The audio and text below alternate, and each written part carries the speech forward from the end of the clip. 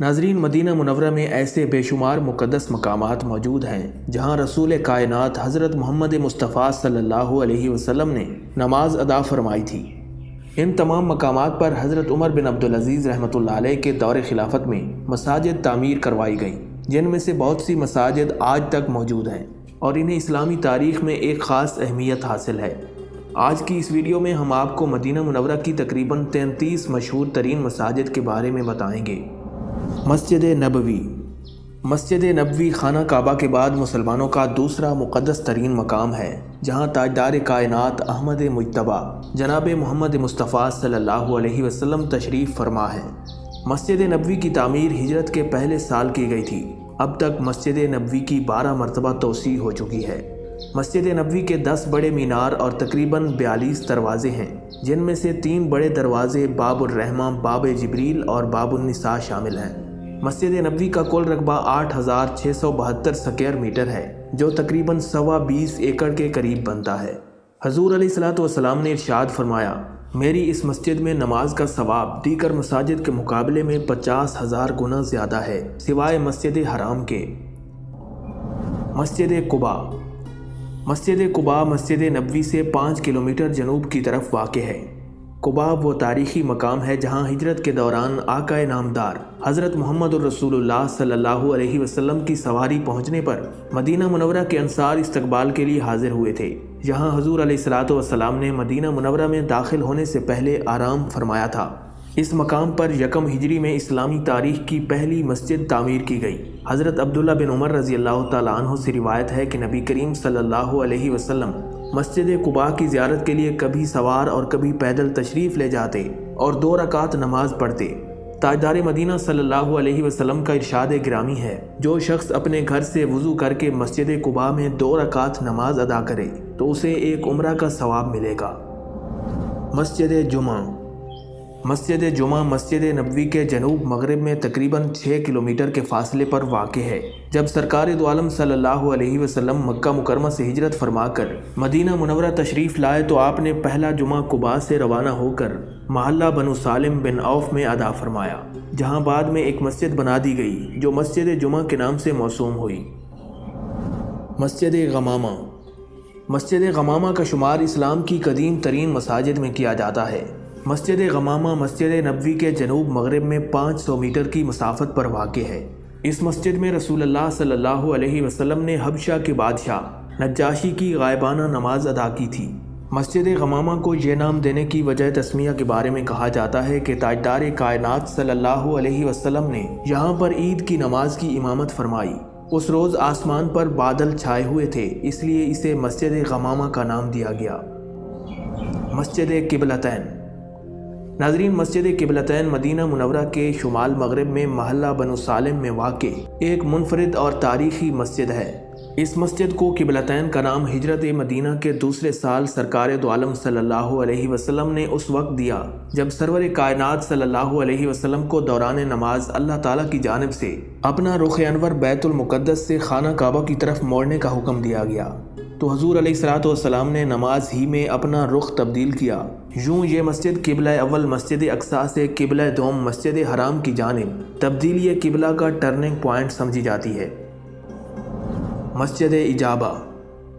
مسجد اجابہ انصار کے قبیلے بنو معاویہ کے محلے میں واقع ہے، اس لیے اسے مسجد بنو معاویہ کے نام سے بھی جانا جاتا ہے۔ مسجد اجابہ مسجد نبوی کے مشرق میں تقریباً 2 کلومیٹر کے فاصلے پر واقع ہے۔ ایک مرتبہ نبی کریم صلی اللہ علیہ وسلم مسجد بنو معاویہ سے گزرے تو آپ نے صحابہ کرام علیہم الرضوان کے ساتھ اس مسجد میں نماز ادا فرمائی اور اللہ رب العزت سے 3 دعائیں مانگیں، جن میں سے 2 قبول ہو گئیں جبکہ تیسری سے روک دیا گیا، لہٰذا اس وقت سے اس مسجد کا نام اجابہ مشہور ہو گیا۔ مسجد ابو بکر صدیق۔ ناظرین، تاجدار صداقت حضرت ابو بکر صدیق رضی اللہ تعالیٰ عنہ کے گھر مبارک کی جگہ پر ایک مسجد موجود ہے جسے مسجد ابو بکر صدیق کے نام سے جانا جاتا ہے۔ اگر آپ مسجد نبوی کے باب نمبر 6 سے باہر نکلیں تو سامنے مسجد غمامہ نظر آئے گی اور مسجد غمامہ کے بالکل پہلو میں مسجد ابو بکر صدیق واقع ہے۔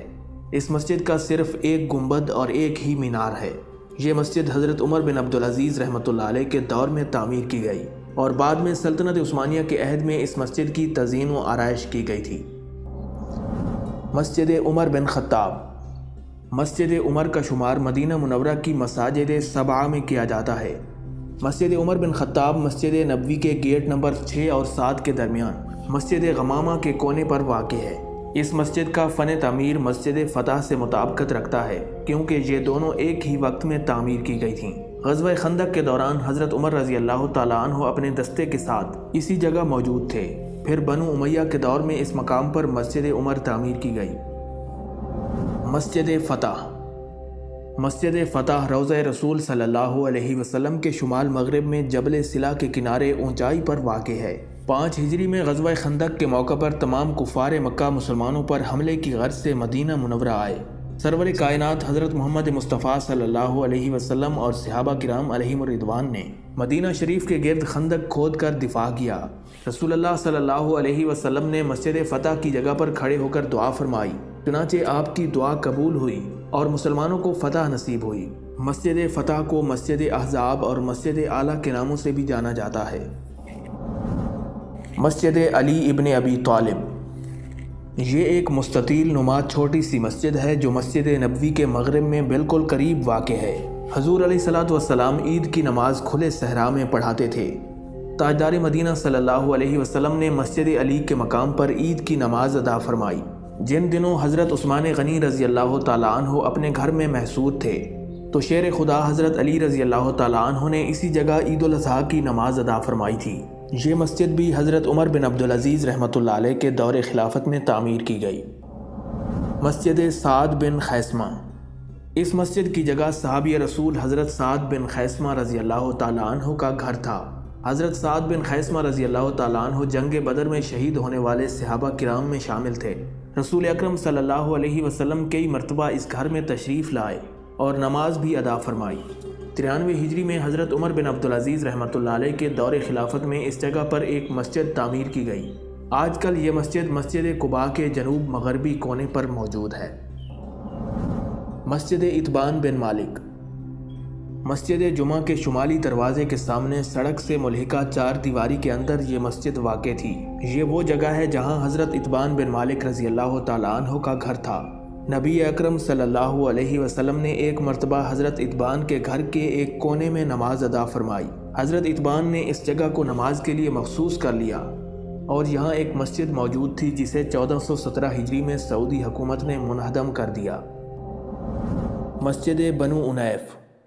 یہ مسجد محلہ بنو انیف میں واقع ہے، اس لیے اسے مسجد بنی انیف کہا جاتا ہے۔ اسے مسجد مصباح کے نام سے بھی جانا جاتا ہے کیونکہ جب نبی کریم صلی اللہ علیہ وسلم ہجرت کر کے مدینہ منورہ تشریف لائے تو ایک صبح کی نماز یہاں ادا فرمائی۔ یہ مسجد قباء کے مغرب میں واقع ہے اور مدینہ کی طرف جانے والے ہجرت روڈ کے دائیں طرف موجود ہے۔ یہاں رسول کائنات صلی اللہ علیہ وسلم حضرت طلحہ رضی اللہ تعالیٰ عنہ کی بیمار پرسی کے لیے تشریف لاتے اور نماز بھی ادا فرماتے۔ مسجد عصبہ۔ مسجد قباء کے مغرب میں واقع اس مسجد کو مسجد توبہ بھی کہا جاتا ہے۔ بہت سے صحابہ کرام اس مقام پر تشریف لائے تھے۔ یہاں بہت سے کنویں اور کھیت تھے۔ نبی علیہ الصلوۃ والسلام نے حجیم کنویں کے قریب اس مقام پر نماز ادا فرمائی تھی جو بعد میں مسجد عصبہ کے نام سے مشہور ہوئی۔ مسجد بنو ظفر۔ یہ مسجد بنو ظفر قبیلے کے محلے میں واقع تھی۔ اس جگہ کے بارے میں مشہور ہے کہ یہاں تاجدار مدینہ صلی اللہ علیہ وسلم کا خچر باندھا گیا تھا اور پتھر میں اس کے سوموں کے نشان پڑ گئے تھے۔ یہ مسجد ایک عرصہ سے منہدم ہو چکی ہے، البتہ اس کی جگہ متعین کی جا سکتی ہے جو کہ بقیع کے مشرق میں تقریباً 460 میٹر کے فاصلے پر شاہ عبدالعزیز روڈ کے دائیں ہاتھ حیات امر بالمعروف و نہی عن المنکر کی سفید عمارت سے متصل 4 دیواری میں موجود تھی۔ یہاں رسول اللہ صلی اللہ علیہ وسلم آتے جاتے تھے اور نماز بھی ادا فرماتے تھے۔ مسجد ابو ذر۔ اسے مسجد سجدہ، مسجد ابو ذر، مسجد شکر اور مسجد بحیرہ کے ناموں سے بھی جانا جاتا ہے۔ یہ مسجد شارع ابو ذر پر مسجد نبوی کے شمالی جانب 900 میٹر کے فاصلے پر واقع ہے۔ سنن بہقی میں یہ روایت موجود ہے کہ اس جگہ ایک باغیچہ تھا جس میں رسول اللہ صلی اللہ علیہ وسلم نے ایک طویل سجدہ کیا تھا۔ اس مسجد کی تاریخی اہمیت کے پیش نظر آج کل اسے بہت خوبصورت انداز میں تعمیر کیا گیا ہے۔ آج کل اسے مسجد ابو ذر کے نام سے جانا جاتا ہے۔ مسجد سبق۔ مسجد نبوی کے شمال مغرب میں 520 میٹر دور مسجد سبق وہ مقام ہے جہاں عہد نبوی میں جہاد کی تیاری کے لیے گھوڑ دوڑ ہوا کرتی تھی۔ حضرت ابن عمر رضی اللہ تعالیٰ عنہ بیان کرتے ہیں کہ رسول اللہ صلی اللہ علیہ وسلم نے اس مقام پر گھوڑوں کی دوڑ کروائی تھی۔ اس مسجد کو 9ویں صدی میں پہلی مرتبہ تعمیر کیا گیا تھا۔ مسجد عثمان غنی۔ مسجد عثمان غنی مسجد نبوی کے جنوب میں واقع ہے جو باب السلام سے 425 میٹر اور مسجد غمامہ سے 322 میٹر دور ہے۔ یہ کوئی تاریخی مسجد نہیں ہے اور نہ ہی اس کا تعلق حضرت عثمان غنی رضی اللہ تعالیٰ عنہ سے ہے، بلکہ سعودی عرب کے ایک شیخ نے 15ویں صدی میں اسے تعمیر کروایا تھا۔ مسجد بلال۔ حضرت بلال بن رباح رضی اللہ تعالیٰ عنہ کی طرف منسوب یہ مسجد باب السلام سے 610 میٹر دور شار قربان جاتے ہوئے بائیں ہاتھ پر واقع ہے۔ یہ کوئی تاریخی مسجد نہیں ہے بلکہ اسے 15ویں صدی کی پہلی دہائی میں تعمیر کر کے محکمہ اوقاف و مساجد کی تحویل میں دے دیا گیا تاکہ وہ اس کی نگرانی کر سکیں۔ مسجد سقیہ۔ سقیہ مدینہ منورہ میں ایک جگہ کا نام ہے جہاں حضرت سعد بن ابی وقاص رضی اللہ تعالیٰ عنہ کی زمین تھی۔ رسول اکرم صلی اللہ علیہ وسلم جب غزوہ بدر کے لیے تشریف لے جا رہے تھے تو اس مقام سقیہ میں لشکر کی تنظیم نو کی۔ آپ نے یہیں وضو کیا، نماز ادا فرمائی اور اہل مدینہ کے لیے دعا بھی کی۔ آپ صلی اللہ علیہ وسلم سقیہ کے کنویں سے پانی نوش فرمایا کرتے تھے۔ بعد میں نماز کی جگہ پر حضرت عمر بن عبدالعزیز رحمۃ اللہ علیہ نے مسجد تعمیر کروا دی۔ اس علاقے کو سقیہ اس لیے کہا جاتا ہے کہ اس جگہ پر بہت زیادہ کنویں تھے۔ مسجد بنی دینار۔ مسجد بنی دینار چونکہ بنو دینار کے گھروں میں واقع تھی اس لیے اسے مسجد بنی دینار کہا جاتا ہے۔ یہ مسجد امبریہ میں گورنر ہاؤس کے پیچھے واقع ہے۔ اسے مسجد مغیثلہ بھی کہا جاتا ہے۔ اس مسجد کے بارے میں بھی مشہور ہے کہ یہاں رسول اللہ صلی اللہ علیہ وسلم نے نماز ادا فرمائی تھی۔ مسجد منارتین۔ مسجد منارتین کا شمار ان مقدس مساجد میں کیا جاتا ہے جہاں تاجدار کائنات حضرت محمد مصطفیٰ صلی اللہ علیہ وسلم رونق افروز ہوئے اور نماز ادا فرمائی۔ اسے منارتین اس لیے کہتے ہیں کہ یہ منارتین کے قریب موجود ہے۔ منارتین سے مراد 2 زرد پہاڑ ہیں جو حرہ کے شمال کی طرف واقع ہیں۔ اس مسجد کے قریب ہی ایک کنواں ہے جو حضرت فاطمہ بنت حسین رضی اللہ تعالیٰ عنہ کی طرف منسوب ہے۔ مسجد شجرہ۔ اسے مسجد شجرہ اس لیے کہتے ہیں کہ یہ اس درخت کی جگہ بنائی گئی ہے جس کے سائے تلے رسول اکرم صلی اللہ علیہ وسلم مکہ مکرمہ کی طرف جاتے ہوئے قیام فرماتے تھے۔ اسے مسجد ذوالحلیفہ بھی کہتے ہیں کیونکہ یہ ذوالحلیفہ کے علاقے میں مسجد نبوی کے جنوب مغربی کونے سے 9 کلومیٹر اور مسجد قباء سے 8 کلومیٹر کے فاصلے پر واقع ہے۔ اسے مسجد میقات بھی کہا جاتا ہے کیونکہ یہ مکہ مکرمہ جانے والوں کے لیے میقات کا ایک مقام ہے۔ مسجد شیخین۔ اسے مسجد شیخین اس لیے کہا جاتا ہے کیونکہ جس جگہ یہ مسجد موجود ہے اس جگہ کا نام شیخین ہے۔ یہ مسجد سید الشہداء روڈ کے دائیں طرف اور مسجد مستراح کے جنوب میں واقع ہے۔ سرکار مدینہ صلی اللہ علیہ وسلم نے غزوہ احد کی طرف جاتے ہوئے اس جگہ عصر، مغرب اور عشاء کی نمازیں ادا فرمائیں، پھر اسی جگہ رات گزاری اور اگلے دن صبح کے وقت احد کی طرف تشریف لے گئے۔ مسجد فسح۔ مسجد فسح کو جبل احد سے متصل ہونے کی وجہ سے مسجد احد بھی کہا جاتا ہے۔ جنگ احد کے اختتام پر سرکار دو عالم صلی اللہ علیہ وسلم نے اس جگہ ظہر اور عصر کی نمازیں ادا فرمائی تھیں۔ حضرت عمر بن عبدالعزیز رحمۃ اللہ علیہ نے اپنے دور میں اس مسجد کی تعمیر کروائی۔ اس مسجد سے قبلہ کی جانب انسان کے سر کے برابر کھدائی کی جگہ ہے جس کے بارے میں مشہور ہے کہ اس کے نیچے چٹان پر رسول اللہ صلی اللہ علیہ وسلم بیٹھے تھے۔ احد میں مقبرہ شہداء کے پاس جو بڑی مسجد ہے اس کے شمال میں کچھ فاصلے پر یہ چھوٹی مسجد بھی موجود ہے۔ مسجد بنی حارثہ۔ مسجد بنی حارثہ کی وجہ تسمیہ یہ ہے کہ یہ مسجد انصار کے محلے بنو حارثہ کی آبادی میں واقع ہے۔ مستراح نامی یہ وہ مشہور مقام ہے جہاں رسول کائنات صلی اللہ علیہ وسلم نے غزوہ احد سے واپسی پر آرام فرمایا تھا۔ اس مسجد کی تاریخی اہمیت کے پیش نظر اسے بہت خوبصورت انداز میں تعمیر کیا گیا ہے۔ دور نبوی میں بھی یہ مسجد موجود تھی اور بنو حارثہ اس میں نماز پڑھتے تھے۔ یہ مسجد سید الشہداء سے آنے والے روڈ کے دائیں طرف مسجد شیخین کے شمال میں 300 میٹر دور واقع ہے۔ مسجد سعد بن معاذ۔